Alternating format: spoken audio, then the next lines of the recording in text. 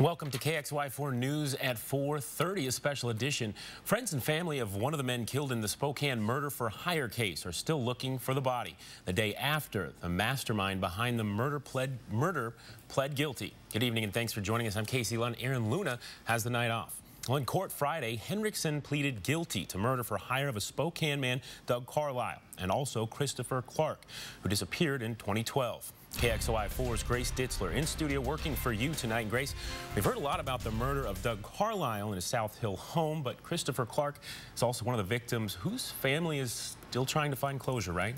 Casey, he's been missing since 2012, and now that everyone in the murder for hire scheme has pled guilty, the truth about Clark's death has come out.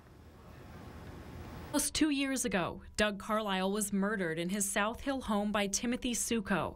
He'd been hired by James Henriksen, Carlisle's business partner. This was not the first murder Suko and Henriksen conspired on. Yesterday in court, Henriksen, dressed in a white jumpsuit with ankle restraints, pled guilty to Carlisle's murder for hire, as well as Christopher Clark's. Clark was an employee at one of Henriksen's North Dakota businesses who was planning to leave the business and take some of the clients with him. In February of 2012, Henriksen lured Clark to his North Dakota business for a meeting.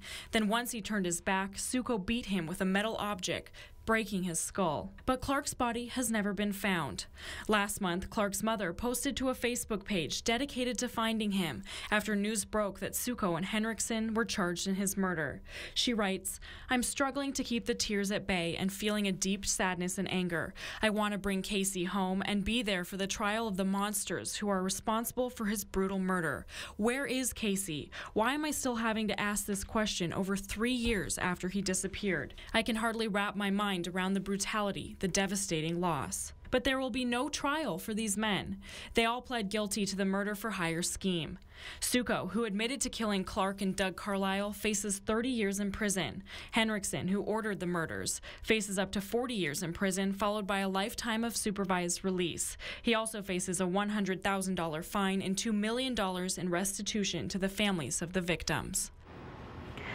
And that Facebook page dedicated to finding Clark shows friends and family won't stop looking until they find him. Today, a search party was held in North Dakota. Reporting in studio, Grace Ditzler, KXLY4 News.